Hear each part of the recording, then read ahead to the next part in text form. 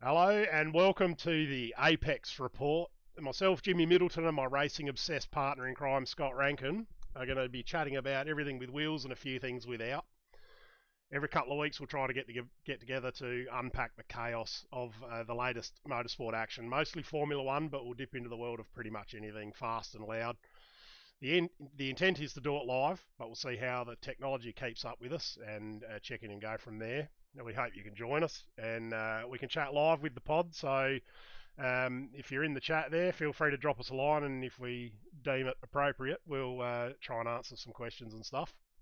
You can expect some questionable opinions with myself and Scott, a bit of banter, and if we're lucky, we might even convince an actual race driver to join us and lower their professional standards for a chat.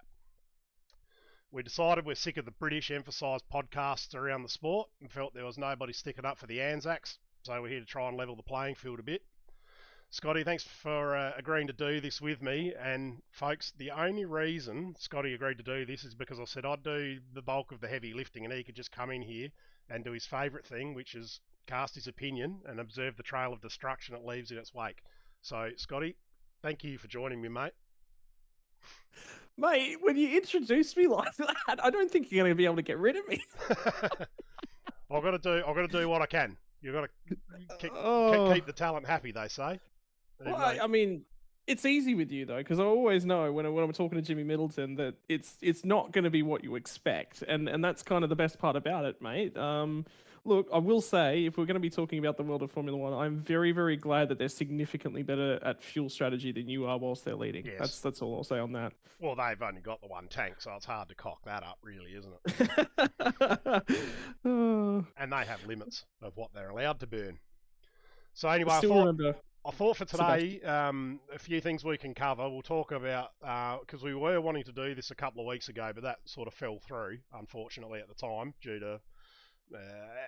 me. Well, no, not just you. There's been a few issues and hiccups along the way, but that's all right. So we were going to do a debrief on Baku back then, so we might as well do that today. And we'll start with, I think, and not just, yes, I'm an Aussie, and Oscar's obviously an Aussie, and he won the race, not just because of that, but I thought that was probably the best race we've had for the season. Your thoughts? Um, I don't know if it was the best. It was. I think the commentary team did a really, really good job of hyping it up. I don't think it was necessarily the best race of the season. I think we actually, in terms of a Baku race, we actually probably saw less overtaking than we have done, and less safety cars than we have done. There's actually a really interesting stat. I think it was K Mag actually lost spots under the yellow flag at the end of that race as well, because he saw the accident between Checo Perez and Sainz, and he immediately stepped on the brakes because, well, you should have deployed the safety car immediately. And I'm really frustrated with the FIA. They didn't. As soon as that accident happened, you knew it was going to be a safety car. Why didn't they 100%. deploy it straight away? So I think K-Mag ended up stopping, I think it was ninth at the time, ended up finishing 11th, but it did allow Behrman to sneak through and steal his first point. So, And what he's ended up now with the prestigious sort of title of getting points finishes in his first two races in two separate, not manufacturers, but two separate teams as well, which I'm not sure if that had been done before. I think it has been done before, but So it's a maybe the very, very second of them. rare. Yeah. Yeah, just on the fact that I think there's been some one-off appearances for like Ferrari and stuff through their golden years when there's illness sort of struck, Yeah. and that driver's gone off and maybe driven for another team as well. But yeah, it's certainly a very, very rare occurrence, particularly given that the team that he's driving for in Haas as well. That I think really adds to the effort level of the achievement. But yeah, that was really rare. But the fact that it also came on the back of an FIA fuck up, I think that's. Yeah, how do you look at that accident and not immediate? I don't care how close it is to the end of the race. That's an immediate safety car, if not red flag. And I think they were worried about throwing the red flag. So I wonder with their procedures, they were looking at it and going, should this be a red flag? And that's why they hesitated. But it should have been an immediate virtual safety car. And is that a is that a not necessarily direct, but a flow on from? I hate bringing it up, but Abu Dhabi 21. Maybe. That they're too afraid. I would say They don't know. More Australia last year, I think. Yeah, true, yes. And now, funny you should say that, because Australia last year and Baku this year, there was a common denominator in the accident there. Did you see that happening between Carlos and Checo? Because I reckon about a corner and a half before it happened, I'm like, this is going to end in tears. It got a lot more aggressive than I expected it to, but I think you have a look at those two guys and have a look at the position that they're in as well. I think that dictates the mindset. I think Checo missed a trick. I think he should have expected the tires to fade. I think he should have backed it up, like intentionally backed it up and let those two guys. He's wise enough, he's talented enough, he's experienced enough. So this probably gives us a really, really good look into his mindset. He's good enough to back that off and sit maybe 2.5 seconds off the back end of those guys, and then just sit there on his tires. Because it was a very, very long run to the end of the race. He knew that was going to come back his way. And Checo, for years, has been such a master of looking after the tires. So we've seen far and away the best of Checo. Like we're never going to see him, and it really, really pains me watching everything going on around that Red Bull team. Max is this is my opinion, my own personal opinion, but I think he breeds that aggressive instinct, and maybe he bred a little bit of overconfidence within that team, but it's suffered, like it's taken away from everyone around them, and that's the painful part. I've hated watching Red Bull. I've been a Red Bull fan for years, since Coulthard first started driving. I'm a big Coulthard fan, and I've stopped being a Red Bull fan early this year. Not late, early this year. Probably even late last year, actually. And that's just from, because there's a lot of chat around about how you get Verstappen's seems to be very much the same sort of ilk as Senna was, Schumacher was, just that ruthless desire where a lot of the other drivers are, you have to question whether they have that. I think you could probably say that Magnussen's got it, but perhaps not the Mm. speed that goes with it, given that he gets himself into quite a few incidents. I was watching a couple of just race highlights to give myself a bit of a refresher earlier today, and I think in all three of the races there was, he was definitely. Part of me wonders whether how much of it's down to the Haas and how much of it's down to him as the driver and him, or whether it's him expecting his car to be actually better than it is at pulling up where he wants it to, but it doesn't. Is that what you're sort of getting at with regards? Verstappen's just too, um, he's sort of almost corrupted the team. Do you think? A little. I mean, the level of hype that goes in and around everything that he does. Like, I think one of the things is when you look at him as a driver, is he's extremely cutthroat, and um, we don't see enough of what goes on behind closed doors to sit down and say, hey, it's definitely Max. But if Max wasn't there and in that spot, have a look at the way that they closed doors around Vettel. Have a look at the way that, that all went down, and very, very similar mindset. So I would say that's perhaps just the Red Bull mindset. Maybe he's been brought up through it that way and the way that he's developed. But he, to me, even when he beat Hamilton, I was so jumping out of my skin in 2021 to see him win that world championship. And everyone who's an F1 fan can still remember the first moment that they heard and saw that moment of, Max Verstappen, champion of the world, because that moment lives on in history. But even throughout that season, I think the only reason that a lot of us looked at the driving behaviors that he put on during 2021 was we're all at the end of such a Mercedes dominant streak, and we're just happy to see anyone take it.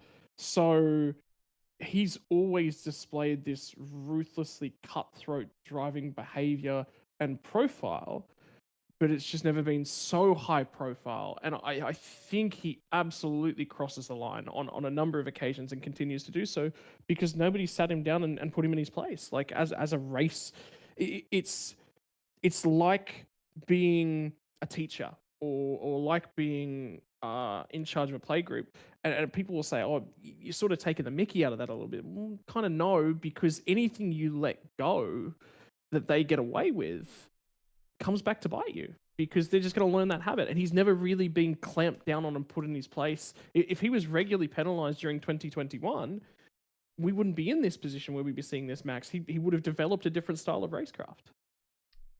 Yeah, there was probably a couple of moments in 21. I'm sort of the opposite. I just I couldn't deal with him when he was younger, when he first came in.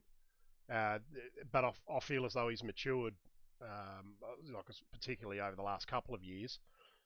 And 2021 was, well, there might be something in what you're saying there regarding just everyone was just happy for it to be someone other than Mercedes because, I mean, let's face it, that was getting pretty dull.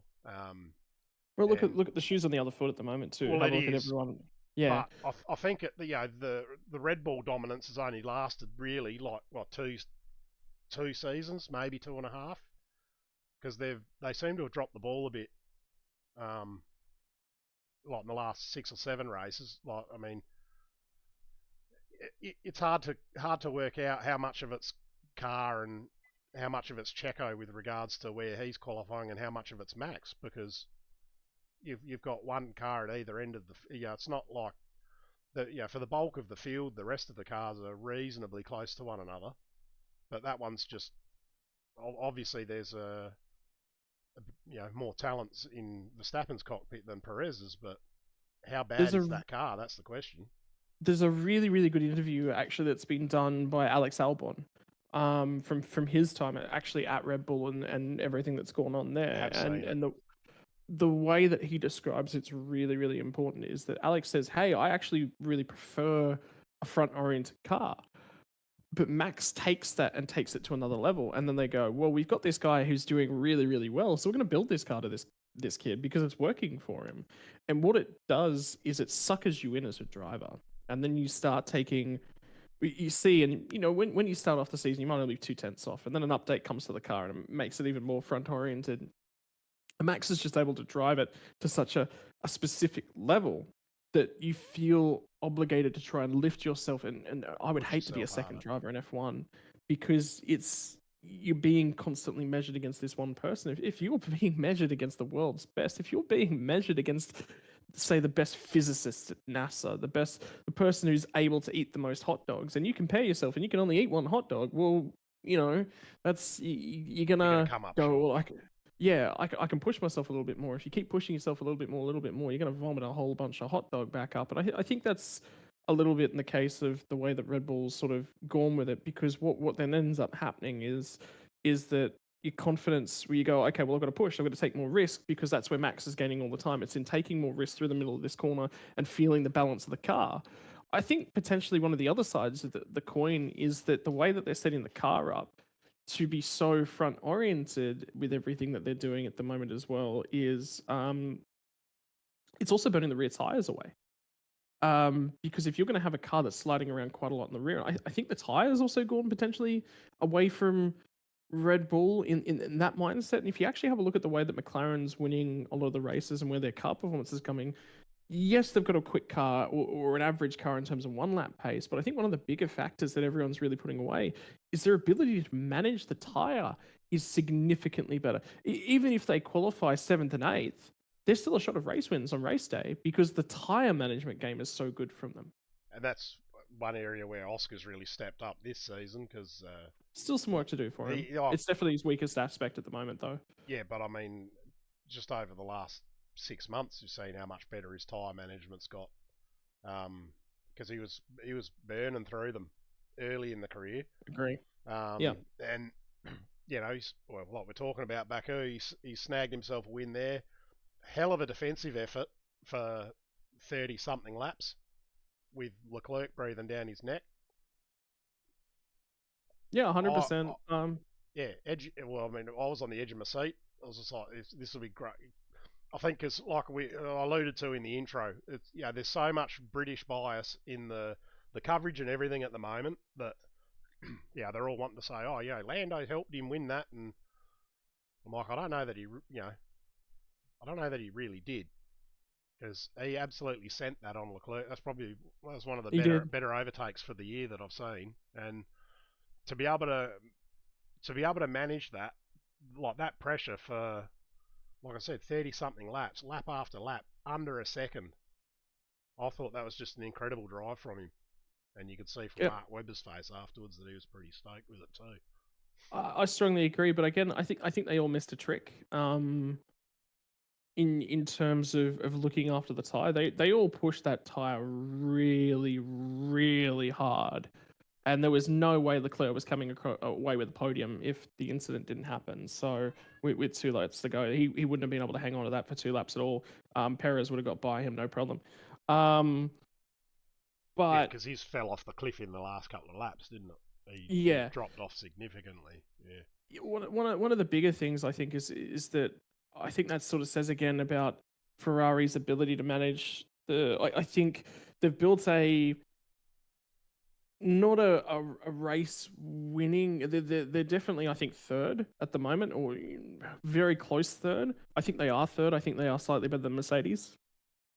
Mercedes car has slight benefits. Spa was just a phenomenal weekend for Mercedes in terms of the way that they've gone about their car, but I don't think they can mimic that performance anywhere else. So I think again the weakest aspect of Ferrari is strategy. And that's been the case for a while now, hasn't it? Let's be honest. Yeah, they just push the tire too hard. Like Leclerc is just. Is it just me, or does Leclerc feel like he's not win or bust in the same way Max is, with the same way that he's aggressive? No, but I totally agree with you on that. But he pushes the tire too hard. And he's done it with multiple mistakes over the last few years as well. And mistakes where you wouldn't typically expect, like, I'm just trying to think, like Miami, was it last year, the year before? He looped it there, did the same thing in France. Yep. Yeah, there's a Parabolica at Monza. he's definitely a quick driver, but you've it's all race management. But that's surely down to his team. It's got to be telling him over the radio to just chill a bit, mate. You're doing this or you're doing that. But the trouble is I also don't think he's got any confidence in him for the number of Yep, times that they've 100%. buggered it up, because he's forever questioning them, which if I was in his position, I'd probably do the same. But they haven't rolled out the red carpet for him to make his life easier in the past. So he's having to do the race and try and do the strategy at the same time. And there's a few drivers that can do, like Alonso's good at reading the race, but he perhaps doesn't have that same knack to the same level, and he needs his pit wall there helping him out. Yeah, just giving him a little bit of confidence. Like, even if you look at the way that McLaren communicate with their drivers as well, there's a lot more coming. 100%. From managing the race times, what he needs to try and do. Listen to the way that Lewis Hamilton talks on the radio to his engineers. I think Lewis does it really well, in that he's able to, even though Lewis is back, I really don't like the way Lewis talks back, but one of the things I think he's really, really good at is actually getting from the engineer the information that he needs to drive the car. Because whilst Lewis is definitely quick, one of his better attributes is race management. As well, he doesn't push the car harder than he needs to. He's very, whereas the flip side of that is when Max is having a dominant weekend, Max is still out there abusing track limits to the last one before he gets a penalty, right? So where Lewis's greatest strength is that. So is there some work? I think that's probably the one that Leclerc can afford to work on. But we're sitting back here in an armchair talking about guys that are doing. That's what we're here for, though, Scott. Yeah, because we can't all be. I'd be lucky to fit in a Formula One car. But just on Lewis there, Bono's pretty much a childcare attendant, really, isn't he? A lot of the time. I hate the way Lewis talks to. I cannot stand it. It's always been the thing. Like, it's why I hated him when he was on top. Whining Pom. I love him. If you take the way that he talks on the radio out, I think he's brilliant. I love everything about him. But that's it. Yeah, I just really don't like the way that he talks on the radio. And Leclerc. Would you prefer Formula One with no replays of radio comms from drivers? No, give it to me. Give it to me. 100%. I love it. I think it's one of the biggest things that's adding to it. Which, well, speaking of the Baku weekend, well, no, that was Singapore, wasn't it? Sorry, but yeah, interviews and swearing language. Yes. Yeah, and Max sort of made a bit of a stand on that, which I get. But in the car, I don't think it's an issue. I can sort of understand that, but I don't think it's that hard to sit in a press conference and not say fuck either. But they're not.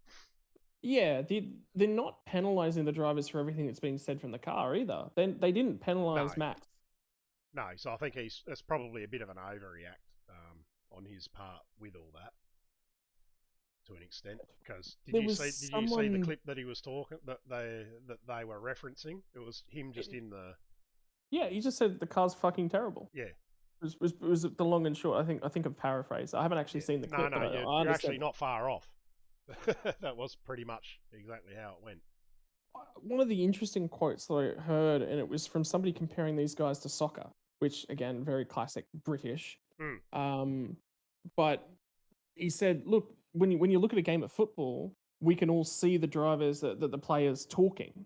And we can very, very clearly, I mean, I've grown up watching a lot of cricket on the TV, and you can see what they're saying. I still remember the Michael Clark give him a fucking broken arm, Yeah.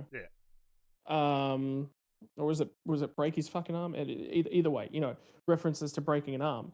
And we see that all the time on the cricket field, and we still do to this day. So,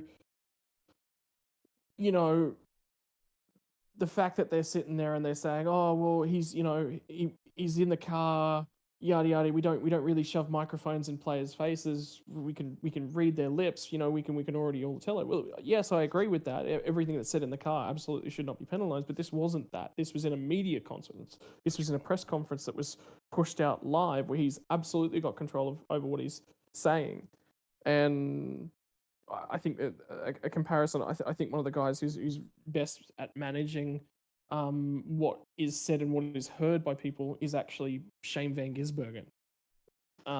He's really, really good at managing his media profile and the way that he talks about things and whatnot. But I think it's just there was stupid. a bit of I think Max is frustrated, full stop, and I think that's what 100%. we saw. Yeah, his car's clearly not doing what he wants and expects it to do.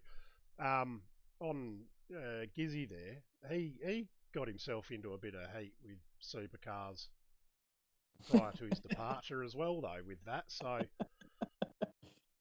I'm all for drivers being honest with what they're feeling and what they think with regards to it, because, I mean, you can see it with your own eyes if you flick over to a supercars race at the moment. There's just not from what I recall of when I used to go to the supercar events, there's not the crowds there that there used to be. No, I think it's dying. I think one of the biggest aspects is that we're losing grid numbers. Like, there used to be how many entries? It used to be above 30. I can remember what the early 2000s, late 90s. Yeah, there'd be 40 cars, even in the supercars era. Yeah. Yeah, so racing's definitely gotten significantly more expensive, and they've taken steps to address that with the Gen 3 chassis, but Gen 2 racing is actually more expensive than Gen 3 racing is at the moment, because that's where your Super 2, Super 3 cars are. Yeah. We'll maybe come back to the supercars in a bit. Oh, yeah. Now, back to Baku, did you feel that Lando helped Oscar? A touch, but I think Oscar was going to do it regardless. I think it would have been really, really tight. But what really infuriated me on the coverage was like there being very little mention of how good a drive it was from Piastri and how great Lando is for helping him win. I cannot explain. It made my piss boil. The carry on that was with that. I think he was in front of him for like one sector of the lap, and if he's lucky, he probably held him up 2/10. My opinion. He come out a mile ahead of Perez. Yeah, but I just don't buy it. I think he's just salty, and the Poms are all salty that they're great white hopes. Oh, it annoyed me a little bit, but Lando also did that. I was just happy that Lando saw the opportunity to help Oscar and took it, because he could have just. I think he had to set the example though. Yep. After all the furor that had gone on in the week leading up to it, I think he had no real choice but to do that. Yeah, if he wins the championship and Oscar helps him at a later date, I think he'll point back at that moment. Everyone will point back at that moment and go, yeah, he set that up. So, but that's just what you do when you're in a team like that level. The way that the media have talked about that team and its relationships, it's like it's already coming to blows. Oh, they're already in each other's faces, and they're not. I don't think they are.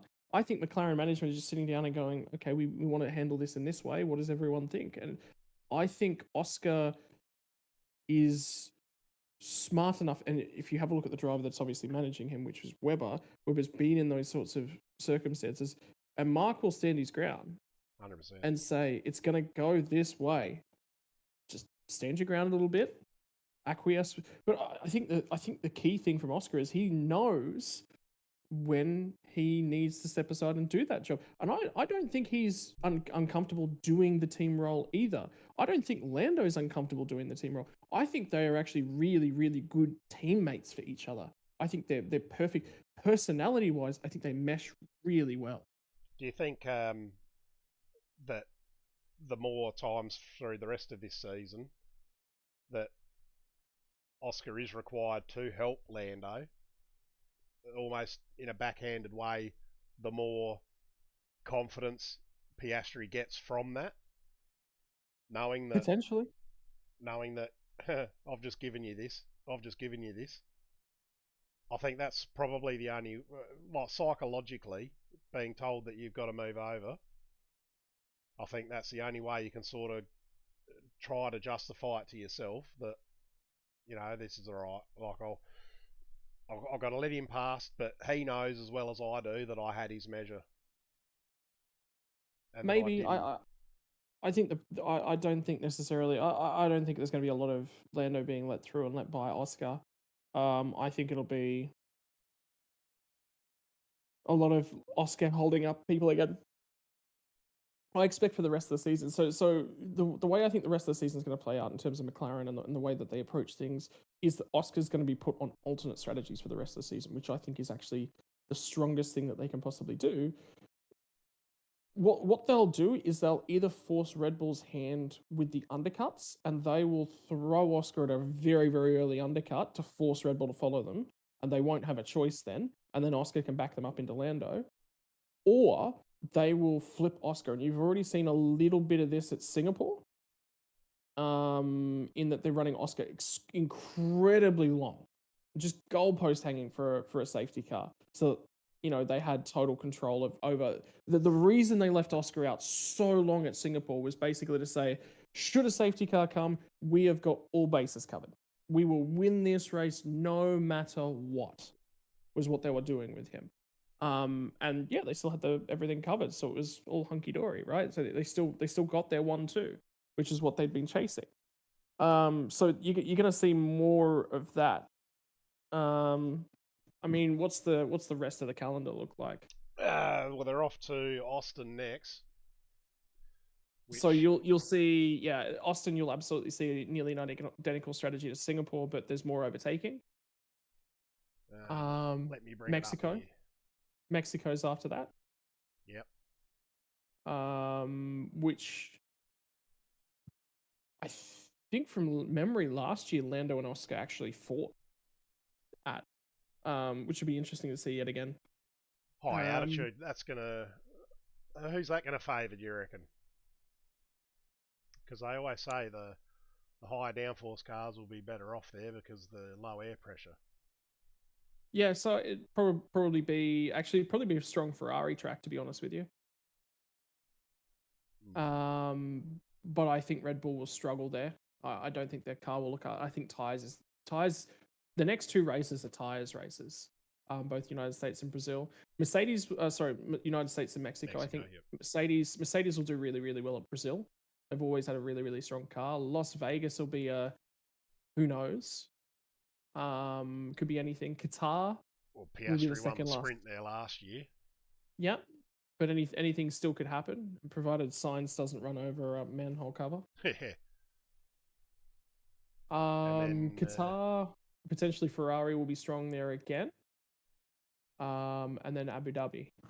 So you just got to wonder about Ferrari on the race. They're sort of there or thereabouts, but it's almost like they're not quite that. That extra little bit to tip them. Every one of those races comes down to having two drivers in a team together to throw strategy at the other teams and unsettle them. And I think if you have a look over the last few races, the teams have all been split up in terms of strategy. The only team that's sort of been neck and neck with each other has actually been Mercedes. Well, not even Mercedes. Everyone's had issues in terms of qualifying, and somebody's failed to get out of a session. So I think it'll come down to qualifying. I think, but not in the way that we're saying. I think pole position is going to matter a lot less than what people think, but it's about having both of your drivers relatively close together on the grid to throw strategy. Austin is all about tyre wear. All about tyre wear.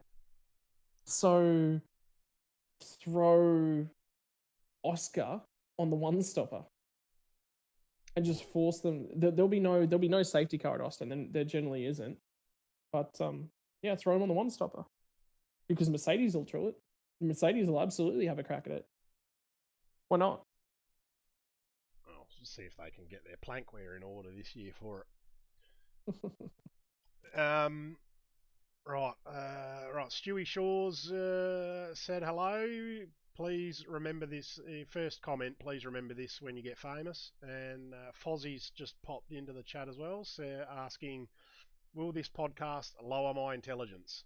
Absolutely. I think the fact that Foz has had to ask kind of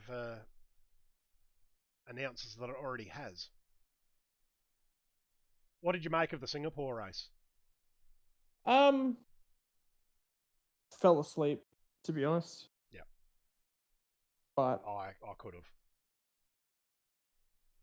yeah, it's you're getting harassed in the chat now. So yeah, I know. Dutchy. Yeah. Well, I mean, all of them. They're all hanging on you. So, but yeah, look, I mean, it was always going to be that way. But like I said, I think strategy masterclass from McLaren again. Like we just said, they had both options covered. They had, if there was a safety car at any point, they were leading the race with Piastri. If there wasn't, Lando comes through and takes the win quite comfortably. Well, Lando Lando nearly was the source of a couple of safety cars. Yeah, but I don't know. Singapore's, there's not much racing going on there in the current generation of car, No. and I like what it's done for Formula One. I love the fact that it exists on the calendar. I really, really like the track. I don't like watching the racing anymore. Yeah. I went there in 2010 and it was sensational. But it's especially for the size of the cars now. Dutchy wants to know if I think Rick could use a nose job. Well, Dutchy, I mean, his cocaine dealer may say no. Foz is saying don't listen to Dutch. Righto, and so a couple of other things to square off with F1. Ricardo out, Lawson in. Whoa. Okay, we're back to the start of the pod now. Realistically, Red Bull have mismanaged this entire situation from well before. Why did they bring Ricardo? I'm so glad they did, but they shouldn't have brought Ricardo back. Lawson should have been in that seat. That should have been Lawson's. Why did they bring Ricardo back into the fold? Missed opportunity? Were they trying to sell merch? Trying to bring some sponsorship dollars in? I think the merch is part of it, because by the sounds of it, Visa and Cash App were in Red Bull's ear right to the very end, saying, don't let him go. And, I mean, if you want to talk about form with it, I was actually having a look earlier. The last... Where's my little sheet that I had a stat sheet here?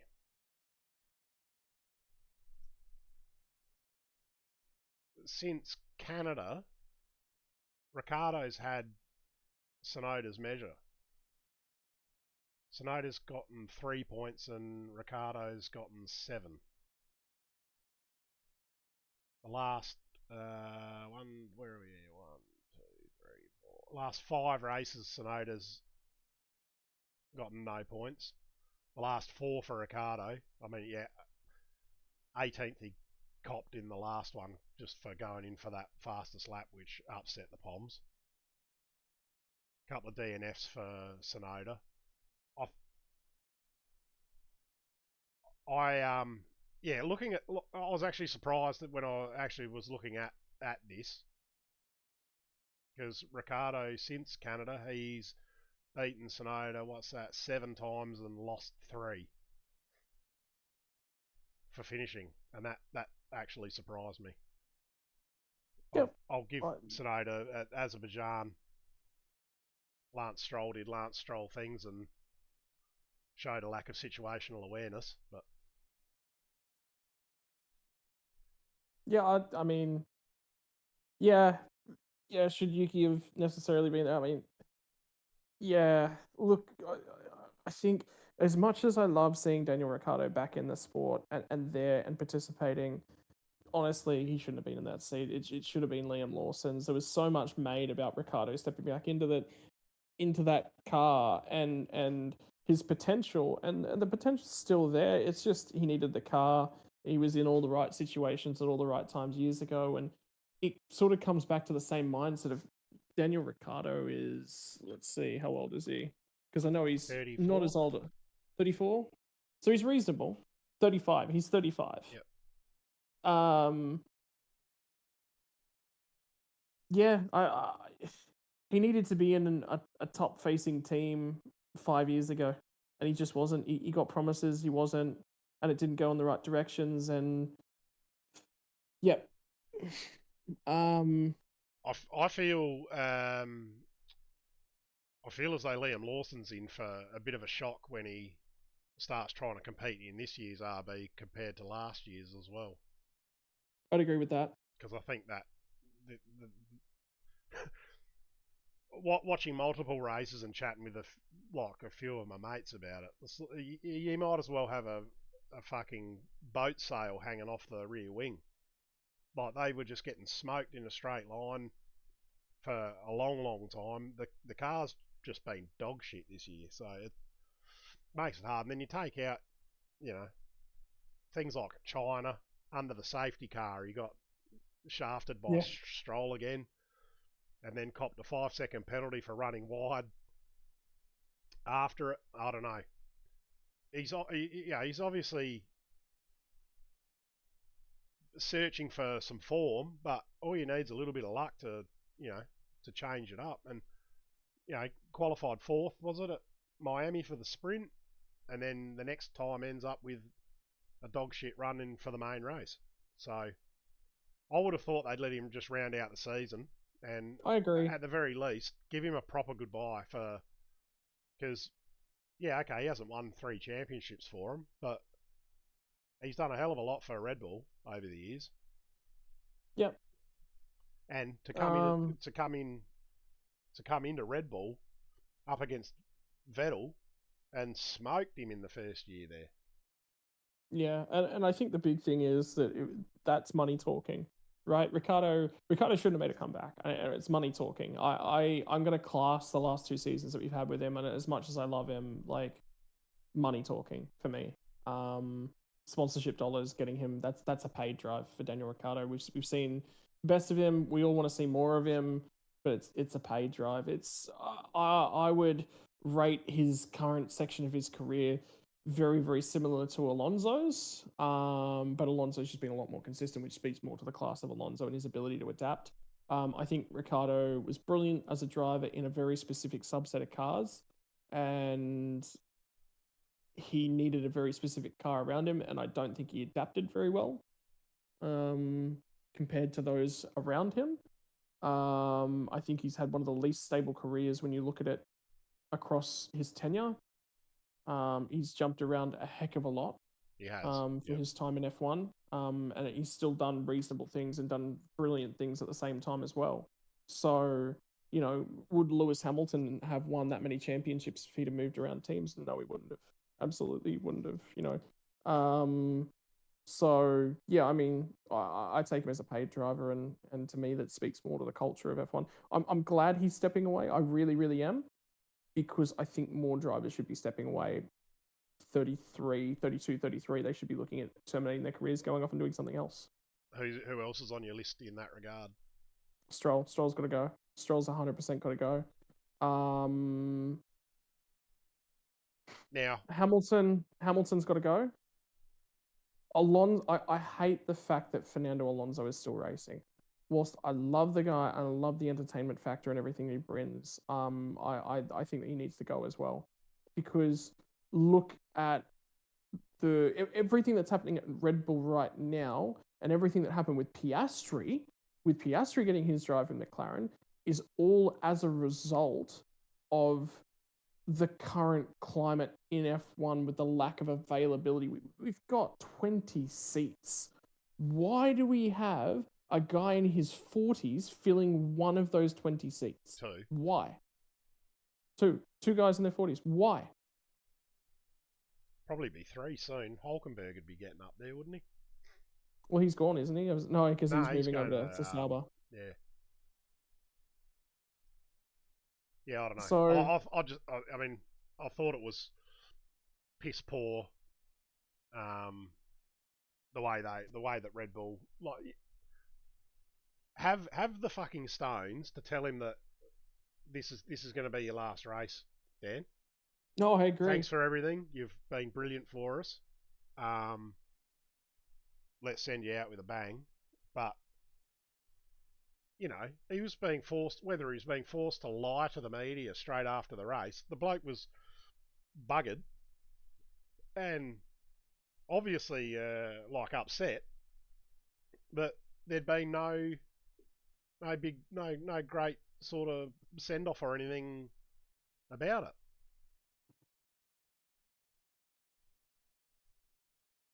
Yep. And I thought that was weak. But I think that just stems back to how Red Bull have mismanaged their drivers over the last 2 years, if not longer. Look at Alex Albon. I think Alex Albon's actually a better driver than Yuki Tsunoda. I'd 100% agree. I think Tsunoda's got a lot of pace at times, but he's very erratic. Okay, are you reading through the chat here? I am. I'm seeing it, Scott, because Dutchy's got his split personalities going on. First and foremost, mate, who is your favourite teammate? You have to answer that question first. Who's my favourite teammate? Yeah. Out of Dutchy, Coleman, and Foz. Yeah. You're joking, aren't you? I thought you had a difficult question for me. It'd be Foz all day. Yeah. Yeah. He doesn't harass you with difficult questions like this. He doesn't wipe the floor with you like Coleman does. And he keeps his emotions in check. He's probably the Oscar Piastri of our team. Coleman's the Lewis Hamilton. Dutch, I don't even know what he is. Foz says, at least we have Norris. That guy's a champion. Disagree. I'm not ignoring your questions, Andrew. Should Coleman be allowed to have pets? That's not one for me to answer, unfortunately. That's just a legal stipulation.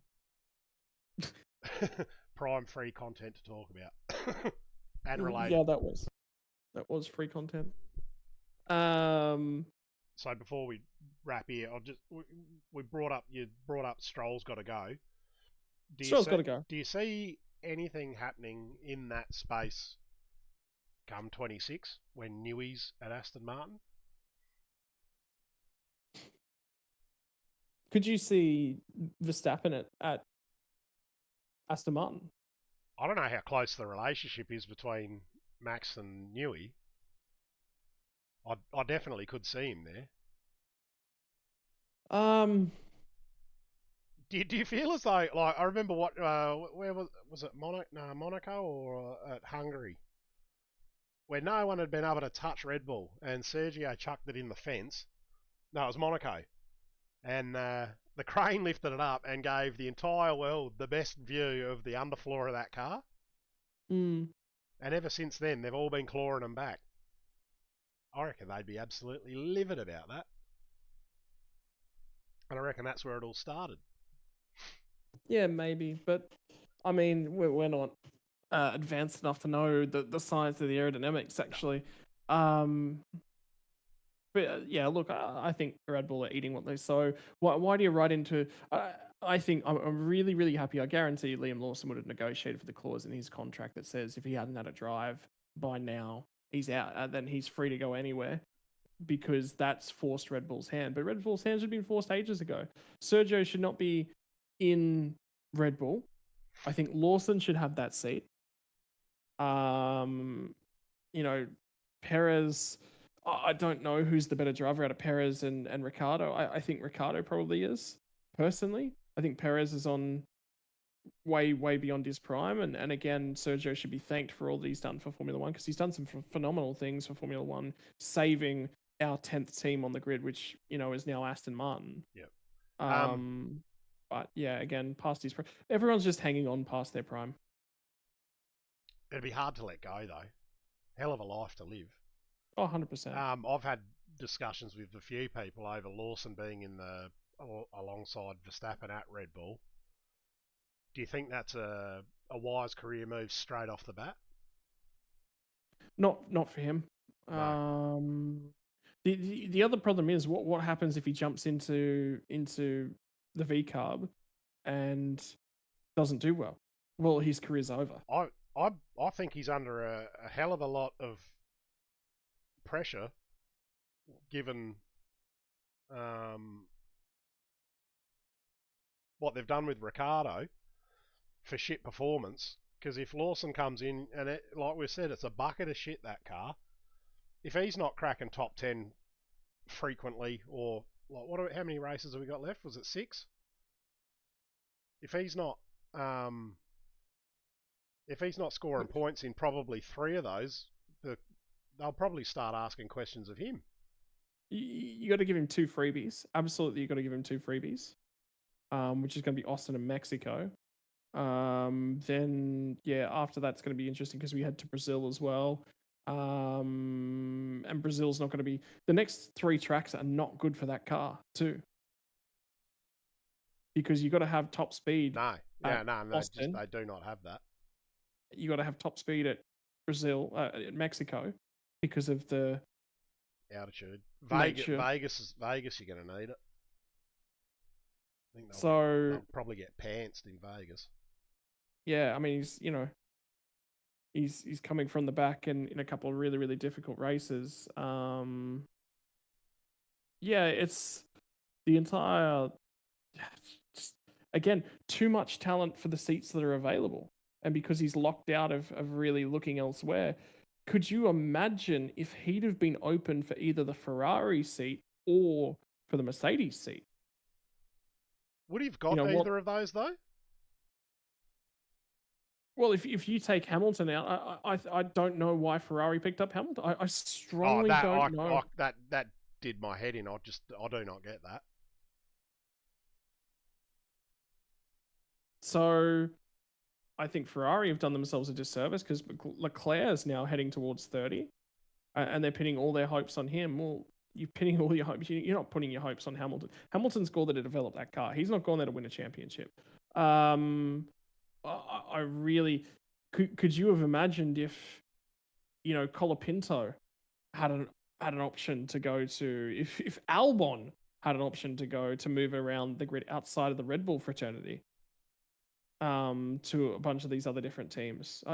I really, really hope that they've just completely and utterly released Albon from Red Bull's driver market completely and utterly, because it's screwing his career into the ground now.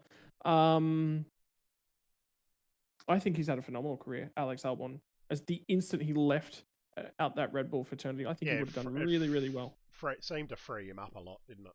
Yeah. It wasn't so tense and. But it just circles back to how they're managing their young driver programs at multiple different teams.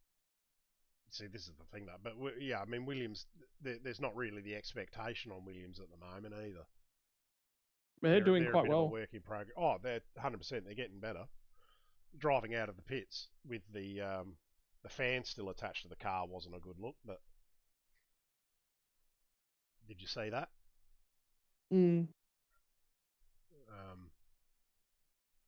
Yeah, and Carlos is off there next year, so that'll actually be a bit of a litmus test, I think. Yeah, I mean, it's going to be an interesting. I think it's shaping up to be a really, really interesting. Could you imagine if we'd have just started the championship in the last couple of races? Piastri would be leading. Yeah. Yep. 100%. So I think that'll be the story of next year, if assuming McLaren can keep their shit together. But yeah, I think the biggest thing about it all is just the media, the way that the media sort of portray everything. My biggest gripe coming out of Baku was, or even coming out of Hungary, is Hungary and Monza, and then into Baku, was all the talk of, Piastri's should be supporting Lando, absolutely should be supporting Lando, should be doing nothing but supporting Lando. They've got real problems over there. They're already mismanaging their drivers. Piastri's the best thing. How could Lando not support him? How could, the media just flips and flops about everything. I'm really starting to block out a lot of the reading around everything that's going on in the driver market and whatnot, because they dramatize it to the extreme. Yeah, we don't need that. We've got Drive to Survive for that. I thought calling it 8 races out from the end, when both are mathematically possible and one's in red hot form and the other one's a bit ho-hum, was pretty annoying. It's not over. I think Max is going to, my personal preference at the moment, I think Max is going to win it. Just because if Max DNFs a single race and Lando finishes that race, Lando will win it. However, if Max finishes every race to the end of the season, I don't think Lando will win it. Do you see Lando finishing every race for the rest of the season? I don't think that matters to the championship perspective. I think he will. I think coming down to the final race, something will happen, something dramatic will happen. I think there's a chance that he doesn't finish one of those races. But I think as soon as Lando does DNFs a single race, it's over. Unless it's Max and him both DNF. But then it just, it extends that point margin that he's got to claw out at, another few points. It takes one race out of the equation. It's still doable from that perspective, but yeah. Well, we'll look forward with bated breath. Now, you wanted to do some discussions on something a bit more local, the supercars. Sending me a video this morning of an interview with Scott Pye. Well, it wasn't an interview. This comes from the Apex Hunters podcast.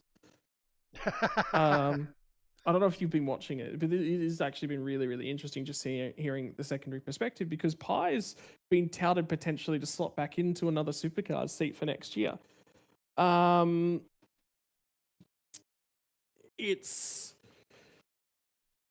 basically, the clip is Scott Pye going and saying that people, and this happened back when he was in the supercars paddock as a driver, not just as a co-driver, but he was effectively talked about in this manner of, don't put him in the shot, don't talk about him, don't put the camera on him.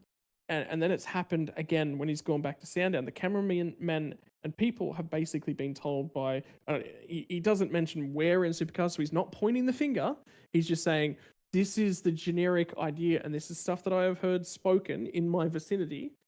Don't point the camera at him. Don't include him in shot. Don't have anything to do with him. Why is that? Something he said at some point in the personality. It could be the podcast. Because it's the same reason that Van Gisbergen's leaving, is because he's vocal. Everything that Van Gisbergen is saying and everything that Scott Pye is saying about the cars, about the racing structure that we have in the country and everything that's going on within the racing structure within our country at the moment is, don't speak your mind. Do not speak up. Come and talk to us behind closed doors, but don't have an opinion as soon as the doors are open. As soon as the camera is pointed at your face, don't have an opinion. Do you think it's also that some of the drivers are just tired of the bullshit that goes on with supercars? And that's why they all want to leave? I think we're going to see a flurry of drivers getting out of the country. I think you're already seeing it. Jalen Robotham is a perfect example of it. Here you have this rising star potentially of the future, and it's a similar problem to what we're experiencing in Formula One. There's 24 seats. Winterbottom should be gone. Winterbottom should have moved out of that seat a long time ago. Again, love Frosty, love him as a personality, love him as a driver. But again, you've got to allow the next... He's taking up a spot that somebody else could be sitting in. Robotham's gone, well, it's going to cost me an arm and a leg to live here and race here. I'm going to move overseas. And he's over there, and he's doing really, really well in international level GT3 racing. And he's giving himself a really, really big international name, such in the same way as Richie Stanaway. But the problem is, if he comes back and he has an opinion, well, he's just going to be... I think what a lot of people in this country are looking at is that it is a very tough market to crack, and you can't just crack it from a talent perspective. You also need financial backing, and then you also need to have the supercars personality and mindset. And if you aren't the supercars driver, fuck off. Yeah, we don't want anything to do with you. I think we've got Packets sitting in the chat there, feeling neglected. But he's talking about the podcast. He says it's going to burn down everything that's shit about supercars and needs to happen. It's probably right. I've become quite disinterested with it completely over the last probably 4 or 5 years. I watch Bathurst, but I don't. It just doesn't do what it used to for me. Yep. Yeah, I watch it because it's a ritual, not because it's not 100%. Because I want to. Yep.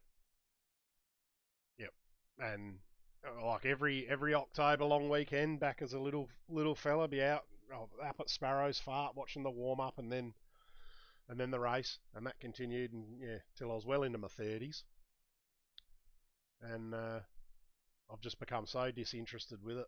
I think a lot of it's to do with Mark Scaife commentating as well. I just can't handle it, listening to him waffle on all day. Packets, I will spend some time and put that on my podcast list to make sure that I get a bit more info out of that. Really, really good podcast. Absolutely brilliant podcast, because he just doesn't care. He absolutely doesn't. He's got to the point whereby he's like, okay, my career's done. I'm just going to have some interesting conversations with interesting people. And they, they shouldn't have to be. They shouldn't have to be speaking it up if they don't believe it. You're just making liars of them. Why is there so very little interviewing going on away from the racetrack? It's because none of them want to talk to them. Yeah. They talk to, they do the bare minimum because there's no reason to.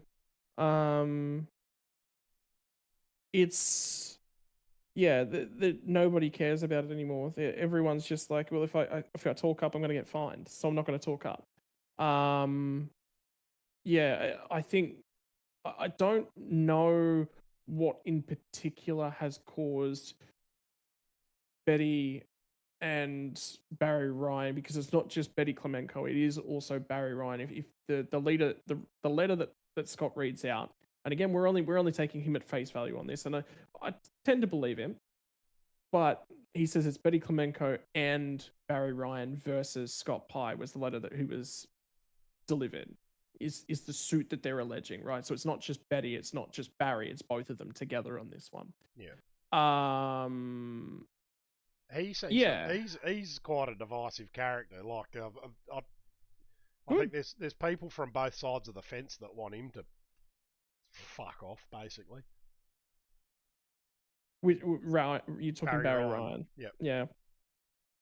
Well, there's also the dressing down that he apparently gave a Speed Cafe writer, yes, a journalist at Wanneroo. Yeah. So that, I sit there and I go, whoa, if that actually happened, man, that's such a far-fetched story that I think it's been blown up. I think something happened. I don't think it's the details that were pushed out. I think he has a bit of trouble handling his emotions. From the bits I've seen over the years of him carrying on like a pork chop. Good. Let him carry on though. Because it adds character. We have a character in. Here's what Supercars doesn't get: is we have a character in pit lane. Why do they go and talk to Barry? Because he's pissed off and he'll say something. Yet you're penalising and you're pinging everyone else up and down the pit lane that does that. Is it a little bit of clickbait? Clickbait broadcasting, perhaps. It works. Is it? Yeah. Well, I suppose. It gets even if the you are eyeballs on known the as sport. a bit of a fuckwit. Now, did I also see during the week is Walkinshaw going to Toyota?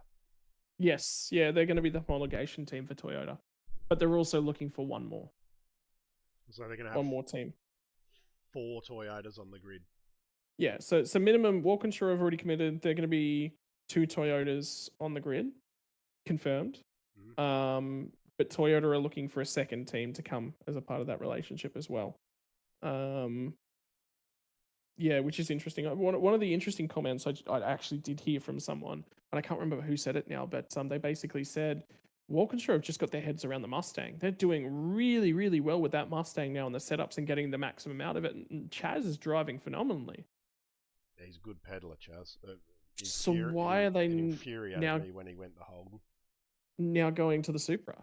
And I think part of that is that they want that control. They want the ability to be able to build the car and not sort of be assigned. I think Walkinshaw want the potential to be a homologation team. I don't think they like being an engineering fraternity that is dealing with somebody else's product. I don't think they like that. They like to have a little bit more control over what they can and can't do. Is supercars going to be around that long that it's going to be worth it for them long term, do you think, though? I I think supercars I is just a don't think it's here to stay. dated product. Yeah. Yeah, I've been spruiking probably for the last 12 months. I reckon over the next 5 years, GT3 racing, I think, is going to actually. I don't know if it's GT3. I don't think GT3 racing does all that well here. Is the biggest issue. It's certainly growing as a product, but the problem is that we've been sold on this V8 phenomena for so long. But where is the V8 currently living? And it's literally just in the supercars. You look at the sales of the car, they've fallen off dramatically. It's if you take away the supercars element, I think the V8s don't do so well in the Australian market anymore because the car isn't doing all that well in the market full stop. So it's probably a remnant of something. People want something raw and yeah, that's just going away. I don't know what the solution is. I don't know what the backup is. I just don't see GT3s as being there yet. And the other problem I have with GT3s is that they are an expensive product. And as soon as you move to GT3 racing, you're committing to somebody else's format and everything that's going on with that, and you don't have a lot of control from the FIA. The FIA sort of moves in, takes a lot more away from it. Whereas, yeah, it's difficult to manage. I think if SRO can keep doing what they're doing and keep boosting the profile of GT3 in Australia, there's a chance for sure. Do you think that surely the cost of running a GT3 team's not going to be that much more than a Probably supercar similar. team? Probably is So similar. I don't think the money's necessarily going to be an issue. Good call from Packets there too, stating that Toyota once sold the Commodore as a Lexan, so the Supra will be the closest thing to getting back to a Holden. So the Walkinshaw fans will be satisfied. I think the car looks phenomenal. I really, really like the body shape of it. I don't like the Camaro. The Camaro to me looks ugly. Well, I The mean, Mustang's not much better. the next thing on all that though is going to be all the bullshit with going through parity changes for 2.5, 3 seasons to try and get it right when it's meant to be rolled out right to start with. There's more that went on with that. That's not a straightforward story either. There is so much more that went on with that got it delayed. The reason that generation got delayed another year was because Ford at the 10th hour all of a sudden went, no, we want our engine in it. They were supposed to have the exact same engine so that parity concern was covered. And then something happened and Ford went, no, we want to stick our engine back in it. Yeah, so I didn't research enough on that or take heed with it enough to get into the debate with you on that. But from my understanding, there was when the new gen first came out and the engine the Mustangs were becoming incinerators, there was a bit of talk around how the engine's pretty much getting choked. I think because they're running a quad cam and the Camaros were still the old fucking dinosaur boat anchor engines. But it is what it is. anyway. I mean, yeah, it's just been mismanaged. The whole product from start to finish has been so mismanaged that we're now at a state where no one cares anymore. I never thought I'd see the day where I'm trying to think what the bloke's name was that used to run supercars. I'm trying to find it.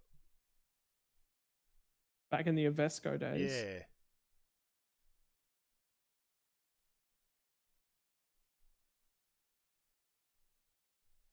Wasn't Little. No, Campbell Little was okay. Not Wayne Kadich.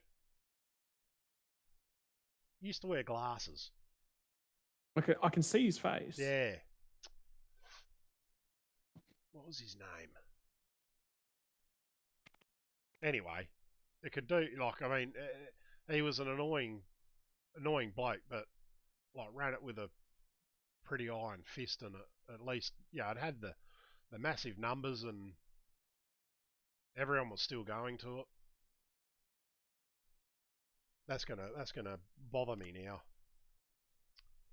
Come on, Packets, where are you? Give us a hand here.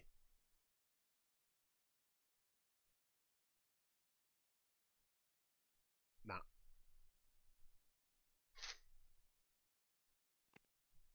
You trying to look for it as well? Yeah, because I saw something about it the other day.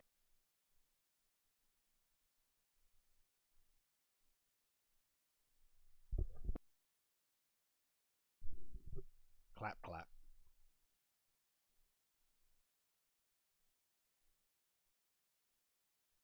How's Tim Edwards going running the show anyway? I don't know.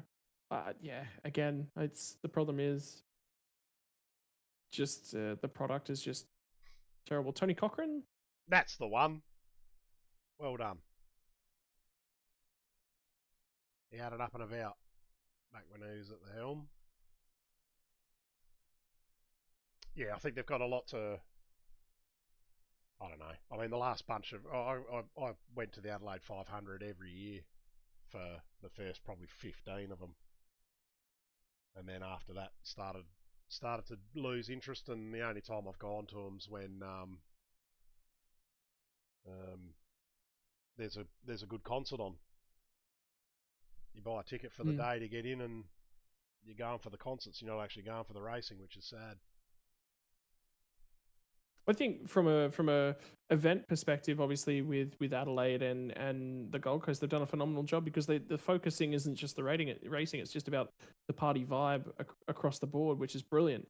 You know, they do a really really good job running it that way, but it's everything else that yeah, if the racing on track was quite good, and you know, the fact that Trans Am aren't allowed to participate at a V8 supercar event's horrendous because that's one of your big categories that's developing, and supercars see them as a direct threat, so you'll never see Trans Am at the same events. Yeah. See, I'm Which not is sure. I'm not actually sure how much do supercars have to do with the sort of like the off track entertainment. I thought that was more like a there's a actual. I'd have to look into it. I thought there was actual committees that plan all that stuff. That essentially they're just organising it for the same time that the cars are there. But I believe that that they do have some input into it because they want to make the party event. It's all the marketing that's done from a very very early stage. Is because if they didn't pitch, you know, Adelaide and the Gold Coast as the party events, then they wouldn't be what they are. Yeah. You know, so a lot of that is to do with that. So. Yes. And looking forward to iRacing doing a scan of the Adelaide track. I know that Packets is cheering that the Ben's been scanned as well. I'm actually really keen for the Ben just because the number of layouts on it as well. Yep. That's a great facility. When you come down here, I'll take you for a cruise out there. Have a look at it. Yeah. The museum there and some of the Shahin's vehicles, all behind the glass and air conditioned and hermetically sealed. The Shahin's are brilliant for racing down that way. They're just so good, just in general. They are. They cop a lot of flack about. If somebody doesn't on the run, do it, I'll give it to them. Like they've pretty much spent their money how I would if I had it. Build your own it's just insane. The dragway's awesome. There's go-karts there. There's tons of events that go on there. They're getting a few GT3, Lamborghini Trofeo racing and stuff there as well. Sensational. Did see that as well. Yeah, and something else that's actually I've been seeing a lot about is the HyperX racer stuff. I don't know if you've seen them. No. They're designed as like a mid-level open wheeler that's built to be raceable on a reasonable budget. Yeah, okay. So superb. Yeah. Well, I think that covers it. I reckon it does for this episode. Thanks for watching, fellas, and for your support. And we'll catch you on the next one. Thanks, Scotty. No, Wuckers. Happy to be here.